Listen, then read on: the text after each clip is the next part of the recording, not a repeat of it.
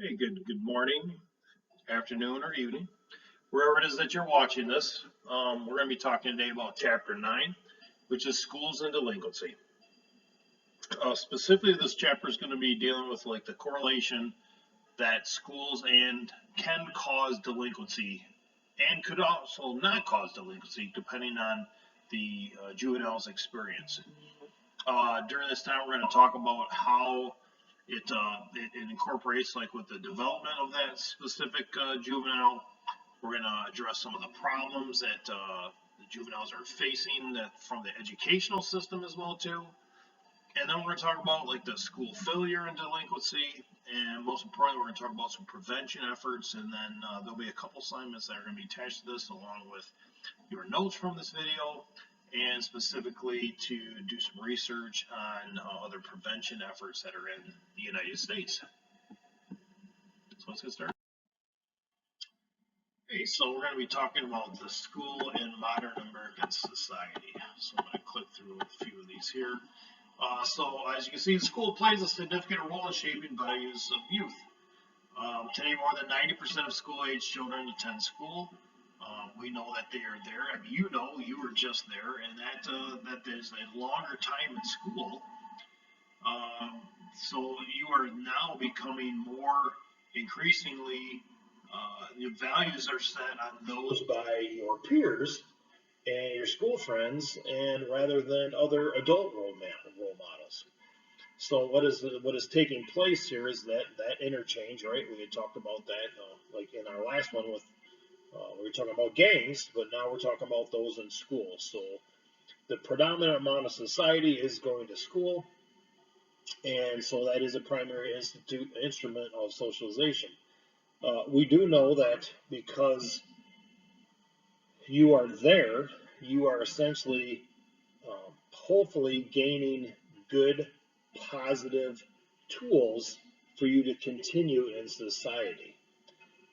And that really is focused on what happens at that specific school. So you could have a school that really is focused hard on academics. You could have a school that's very focused hard on what people are learning. And whatever is brought to be able to see that like this is what it is that we're shooting for, that's where the socialization is going to be for the focus of that group. So that's why it's really important that your kids go to good schools, because as you can see on the bottom part there, the incident of the school failure continues to be a major problem in the U.S. Society. And I think that's because, again, we are creating this society of youth that are more interested in making quick money rather than having a career, and that's just not important to them. I'm not saying all, but obviously it's continued to be a situation of school failure. So we continue on with education trends and issues. Economically disadvantaged children usually enter school lagging behind their more advantaged peers.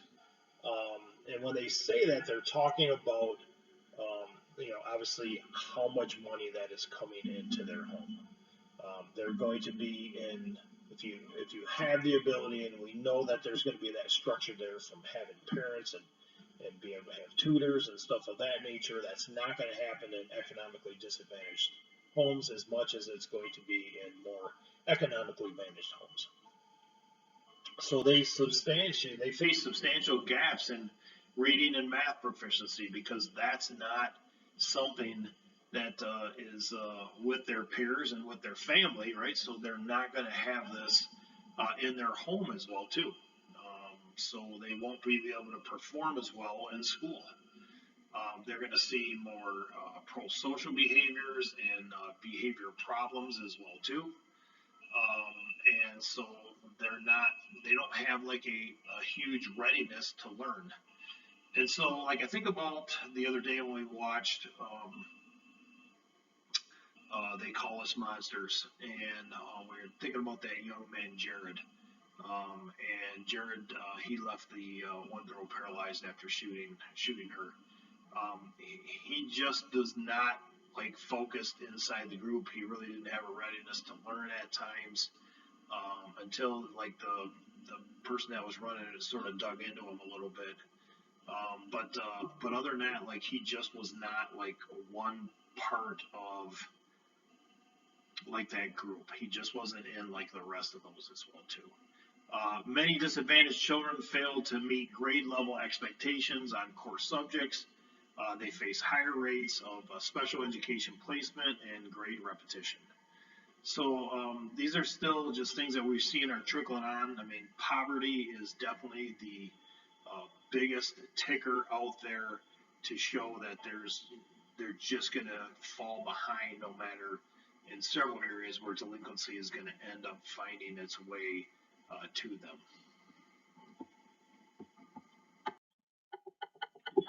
So we're just clicking on these real quick, but 20% of students dropping out of high school, man, that is just mind-boggling to me. We talk about reasons for dropping out with failing courses, and I just want to get some of this out in the book here, and as I want to make sure I get this right, so I'm going to look over here. 85% of the students that have with no failures their freshman year, so no Fs their freshman year, end up graduating. If you have one F in a class, only 70% of those students.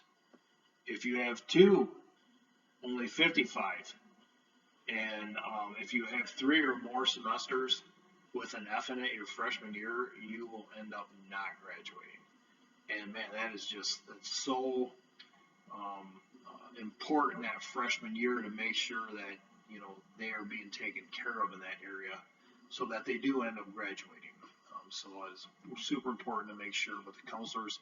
I can also tell you, just even on a college level as well too, I see that the kids here at the college that do not do well their first year ended up not even continuing on. So grade point average, this is another thing. Grade points are clearly related to students' likelihood on an average who earn 2.0 or less. They're significantly lower graduation rates. Those that are 2.5 or higher have higher graduations. You're talking about absences. If you are missing more than 10% of the school year for your classes, you will not end up graduating. And then also the pushed out side of it. And pushed out essentially means is that this has to do with the labeling theory, where essentially that they are being, students are being recognized, and the teachers just don't want anything to do them. They don't want to have to waste their time on them, and so they're labeled as troublemakers or kids that won't work out, and so they just get pushed out of school. So from one reason or another, but that's more of a systemic situation rather than for them kids themselves. We know that poverty and family dysfunctions increase the area of dropping out, increases the rates. And so, once again, we see that poverty rears its head in school as well, too, because of if we don't have the ability to think while we're in school because we're worried about like our next meal, we're worried more about surviving rather than how we're doing on our math test. And those are things to, just sort of look on why things why kids drop out.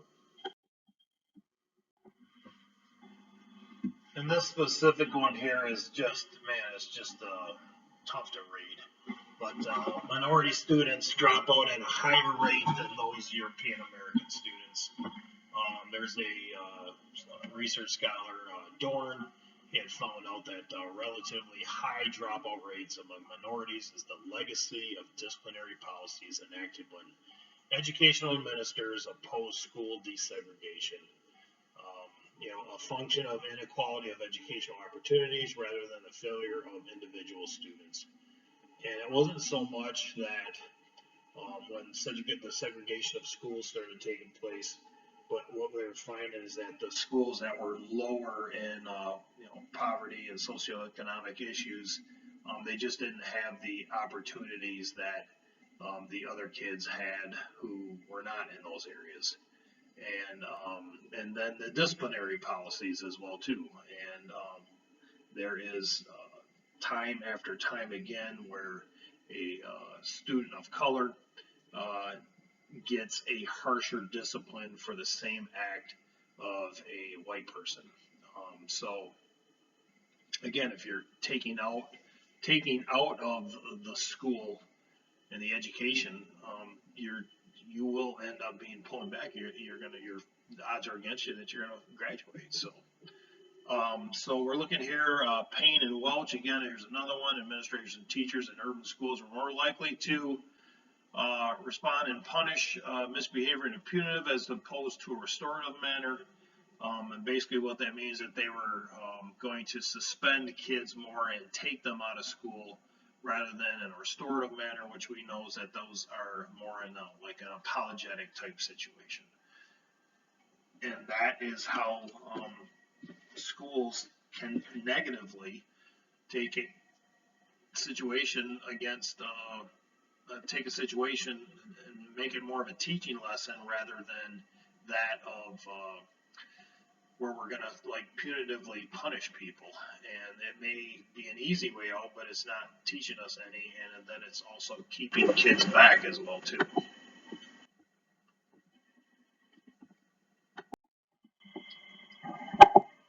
And here with academic delinquency and performance, now we're looking at the correlation between how the performance in school attributes to that of delinquency. So chronic underachievers will most likely be delinquent, so those under 2.0. Chronic underachievement is a stronger predictor of delinquency than class membership, race, ethnicity, or peer influence, which that is a huge deal. And so while you're going through your kids that you're studying right now, I mean, you would want to indicate that and talk about that as well too, because here we have chronic underachievement, and that is more than where it is with their class, where it is with their race, their ethnicity, or peer influence. That's a big underline right there. So children who report they don't like school or don't do well in school are most likely to self-report delinquency. If they don't like being there, right, they're not going to do well. Just if anything else that you were going to take a part in. At-risk youths who do well in school often avoid delinquent involvement. So the key here would be is to find something for everyone, and that would be something inclusive. So you could have, that's why there's so many clubs out there outside of varsity sports. Or I'll give you an example. So Vicksburg in Vicksburg, Michigan, has, I think their band is like 150 or 160 people. I mean, it's something ungodly. So it's like that of a college band. And the reason being is that there's something for everyone there. And so they do take kids that may not be in football or may not be doing other sports, and they participate in band. And they have a wonderful time while they're in there as well too. But the point is that everyone feels that they're inclusive.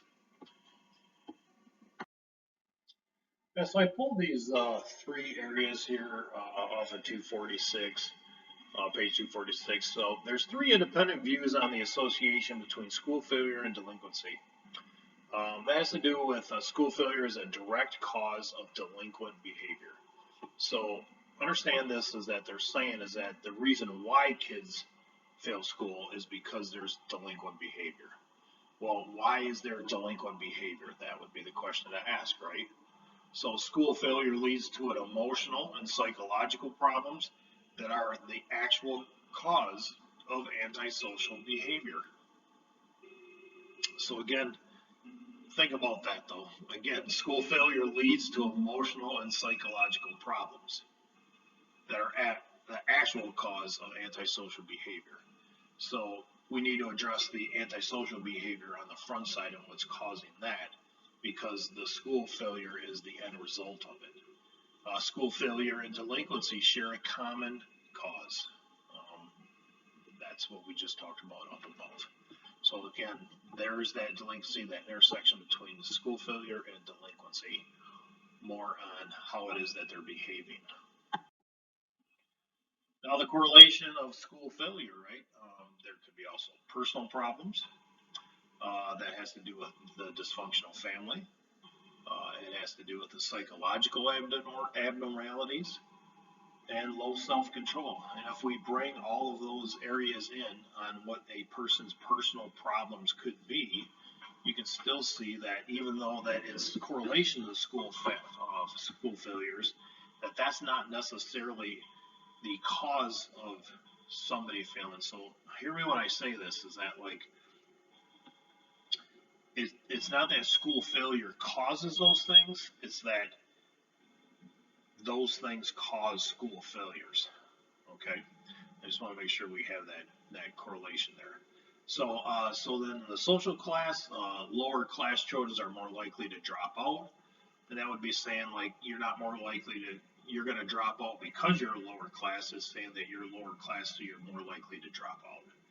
So lower economic status often requires students to work part-time to help family, and that takes away from time to spend on schoolwork. I can tell you right now, I see that with the college level kids as well too. Those that are working a large amount of hours rather than those that are just they're working, they're specifically just having to work on their homework rather than work on actually doing just their schoolwork. And however their time is split, their mind is split, and they're tired if they're also working at the same time. So we're going to the correlation of school failures here, and there's two other areas that would be tracking and alienation. So on the tracking side of it, it involves dividing students into groups according to ability. And so when we start doing that, what do we end up doing? We end up labeling students. You're in the smart group and you're in the stupid group, right? Or the mid group. And so it's like calling somebody the gold group and the silver group and the bronze group. Well, I mean, it's pretty easy to understand who are the shining students, right? So it keeps certain students from having any hope of achieving academic success, thereby causing lack of motivation, which can lead to delinquent behavior. And if I feel like I'm not going to, be success because I'm not in the gold group, I'm going to start doing delinquent things so that I'm, eventually not going to reach that level where I'm hoping to. And so the alienation side of it also has to do with youth who don't like or care about school are more likely to be delinquent. And this is a sort of an interesting concept because, I'm finding this as well too, just in other areas that are in my life where I end up seeing that people are, when they don't care about something, they're more likely to be delinquent. And this could be something as simple like when people just don't like working out. And so what they do is they screw around while it is that they're there. And so we want to make sure that those areas are being taken care of because they really don't care about being there, so they're more likely to be delinquent.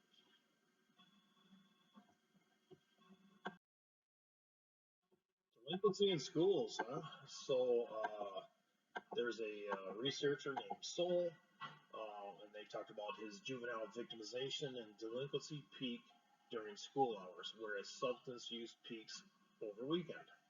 So what he's talking about there is that like you have more of an ability to be a victim, and then your delinquency peaks during school hours. And so then, whereas your substance use will peak over the weekend. So if I'm at school, I don't necessarily have the ability to have and use drugs while I'm in school. So I'm going to act out, and I could end up being more of a juvenile. I could end up peaking with my delinquency time during that time. But when on the weekend, when that's not there, obviously I don't have the ability to do that. So that's when I'm going to use substances. And the bullying, obviously, we probably all aware of this or have had this done to us at one point or not, but repeated negative acts by youth against others. Students who are chronically victims of bullying experience have more physical and psychological problems. Klein talks about bullies are motivated by their need to prove that they're masculine. This could be also for male or female. It's just to show that they're a little bit more better than the other person, so they're compensating on picking on somebody who's not as strong. But according to Lober again, bullies have a long history of antisocial behavior that precedes their school bullying. So it doesn't actually just start in school. That's just sort of a carryover. They may be doing it towards their family members. They may be seeing it from their parents, or dad's bullying mom, or other people in the family. It could also be from that for dogs as well too, or pet animals where they're bullying or abusing their animals too. The causes of school crime. So right, so yeah, man. So the community level causes of school crime primarily is going to happen in socially disorganized neighborhoods. And that's where you're going to have higher rate of drug abuse and crime in schools. Um, Factors such as a single parent family, high population density, and a transient population can also lead to higher rates of schools. And why is that? That ties right into that social disorganization theory, where we don't they don't necessarily care. There's no social controls in that area. So essentially, what ends up happening is that kids just end up doing whatever they want to, and that may happen in crimes. You're seeing a lot of that right now on the TV and media, specifically here in Kalamazoo, having a terrible problem right now with school crime, where there's being a large amount of assaults that are carrying over from the street to the actual schools themselves. Rough times, but we're seeing this all over the nation right now. So this is the last slide. So what is the role of school and delinquency prevention? Um, Advocates called for reforming the system to make it more responsive to needs of students. So what essentially happened is that there's an act that was called the No Child Left Behind. It happened in 2001 that increased accountabilities for schools. And what that basically meant is that they were finding out that, as we just already talked here about how academic failure can lead to delinquency. So what they're doing now is they're making sure that every student ends up getting their, so that they don't get failed and they don't get left behind. So teachers are now just going and pushing those kids forward rather than actually um, having them where they would end up being reduced and to have to repeat a grade.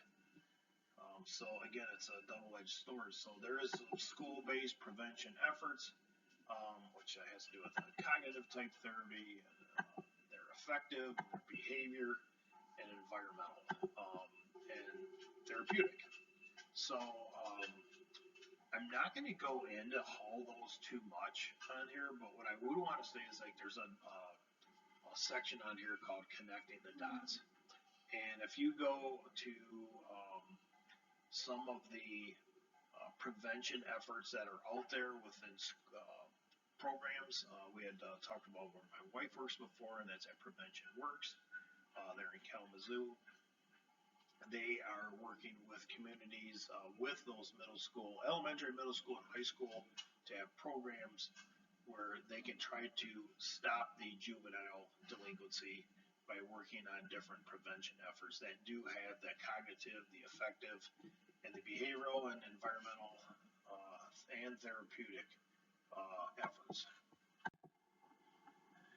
I do want to give you a little bit of information from this. So, as it reads in the book here about the cognitive side of it, we're talking about the increase in students' awareness about what the dangers of drug abuse and delinquency are. So, they're giving that information out. The effective side of it is talking about the student psychological assets and their actual self-image to hopefully resist antisocial behavior. Behavioral side of it is train students in techniques to reduce and resist peer pressure And the environmental side of it is that we want to establish a school management and disciplinary programs that deter crimes such as like locker searches and stuff of that nature. But at the same time, you want to treat youths that have already manifested problems, and that could be with therapy with school counselors and stuff of that nature.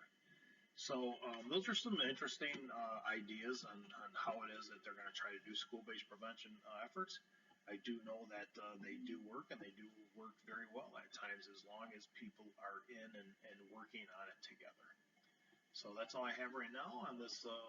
It's a short one today, and you do have some work behind it, though. Thanks.